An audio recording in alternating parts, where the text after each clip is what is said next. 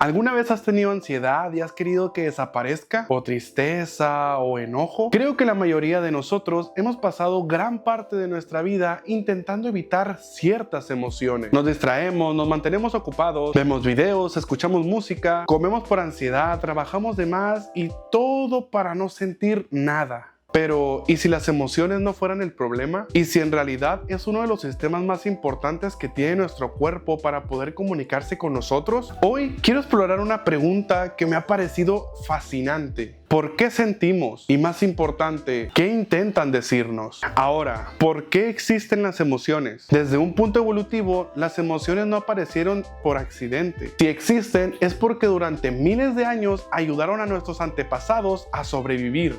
Imagina que vas caminando solo por el bosque y de repente escuchas un ruido extraño. Antes de que tu mente analice la situación racionalmente, aparece una emoción, miedo. Tu corazón se acelera, tus músculos se preparan, tu atención se enfoca y la emoción llega antes que el pensamiento. Porque en situaciones de peligro era más importante reaccionar rápido que tener razón. Prácticamente las emociones funcionan como atajos biológicos. Son señales rápidas que ayudan a nuestro cuerpo a responder al mundo. Y aunque ya no vivimos rodeados de depredadores, seguimos usando el mismo sistema. Pero aquí es donde las cosas se vuelven interesantes. Porque las emociones evolucionaron para ayudarnos a sobrevivir, no necesariamente para hacernos felices. A veces pensamos que si sentimos miedo, ansiedad o tristeza es porque algo está mal, pero desde la perspectiva de nuestro cerebro, muchas veces esas emociones están haciendo exactamente el trabajo para el que fueron diseñadas, porque nuestro cerebro no está obsesionado con hacernos sentir bien, está obsesionado con mantenernos vivos, y es por eso que suele prestarle más atención a las amenazas que a las cosas positivas, y es por eso que una crítica puede quedarse en nuestra mente durante días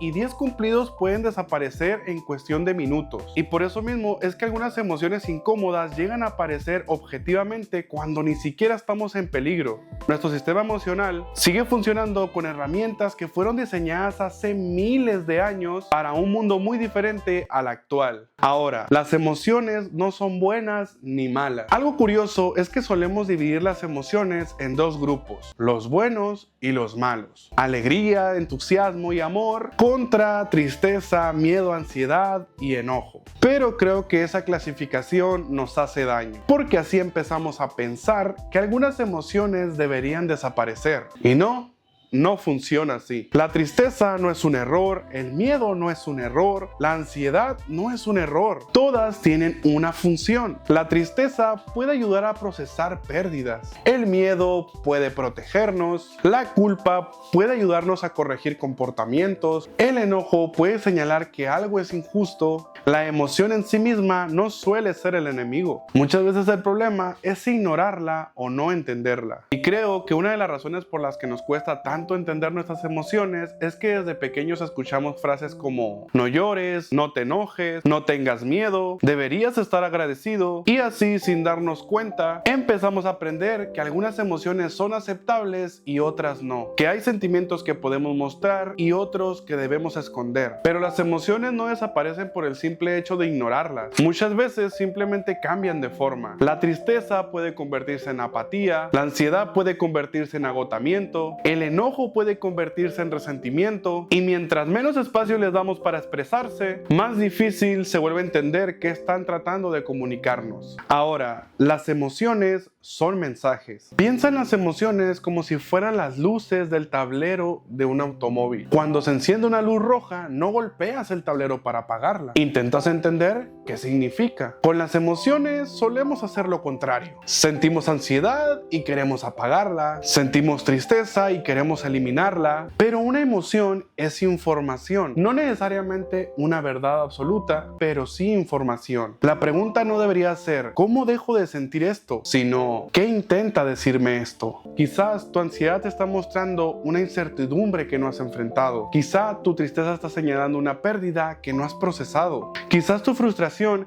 está indicando que algo importante para ti no está funcionando. Escuchar una emoción no significa obedecerla, significa comprenderla. Y creo que esta diferencia es importante, porque algunas personas escuchan la idea de que debemos prestar atención a nuestras emociones y piensan que eso significa seguir todo lo que sienten. sienten. Pero no es así. Sentir enojo no significa que debas reaccionar impulsivamente. Sentir miedo no significa que debas evitar todo lo que te asusta. Sentir ansiedad no significa que algo terrible está por pasar. Las emociones son información, pero la información necesita interpretación. Piensa en una alarma de humo. Cuando suena, no significa automáticamente que la casa se está incendiando. Significa que algo activó el sistema. La alarma cumple una función importante, pero después necesitamos investigar qué es lo que está pasando realmente. Y con las emociones ocurre algo parecido. Escucharlas no significa obedecerlas. Significa detenernos el tiempo suficiente para entender qué está ocurriendo dentro de nosotros. Y algo curioso es que muchas veces una misma emoción puede estar intentando decir cosas distintas, depende de la persona. Porque dos personas pueden sentir ansiedad antes de una entrevista de trabajo, pero para una puede significar miedo al rechazo, mientras que para la otra puede significar que realmente le importa. La emoción es parecida, pero el mensaje puede ser completamente diferente. Por eso, entender nuestras emociones requiere algo más que ponerles una simple etiqueta. Requiere curiosidad, requiere preguntarnos qué historia hay detrás de lo que estamos sintiendo. Ahora, ¿cuándo dejamos de escucharnos? Actualmente vivimos en una época llena de distracciones. Si estamos aburridos, abrimos el celular. Si estamos incómodos, buscamos entretenimiento. Si estamos tristes, intentamos ocupar cada segundo. Y no hay nada de malo en distraerse de vez en cuando. Pero cuando nunca escuchamos nuestras emociones, ahí es donde nos dejamos de entender. Empezamos a vivir reaccionando sin saber realmente qué sentimos o por qué. Y creo que muchas personas no necesitan sentir menos, necesitan escuchar más, porque las emociones no son obstáculos para la vida, son parte de la información que la vida nos está dando. Ahora, ¿qué pasa cuando ignoramos constantemente nuestras emociones? Porque muchas veces creemos que ignorarlas es señal de fortaleza, que seguir adelante sin prestarles atención nos hace más productivos o más resistentes, pero ignorar una emoción no es lo mismo que resolverla. A veces simplemente la dejamos estacionada en algún lugar de nuestra mente, y aunque parezca que desapareció, sigue influyendo en nosotros. Puede afectar nuestras decisiones, nuestras relaciones, nuestra energía, nuestra forma de ver al mundo. Hay emociones que llevamos durante años sin detenernos a entender de dónde vienen, y a veces el simple acto de prestarles atención puede enseñarnos más de nosotros mismos, no para quedarnos atrapados en ellas, sino para comprender mejor nuestras necesidades, nuestros límites y nuestras prioridades. Y quizás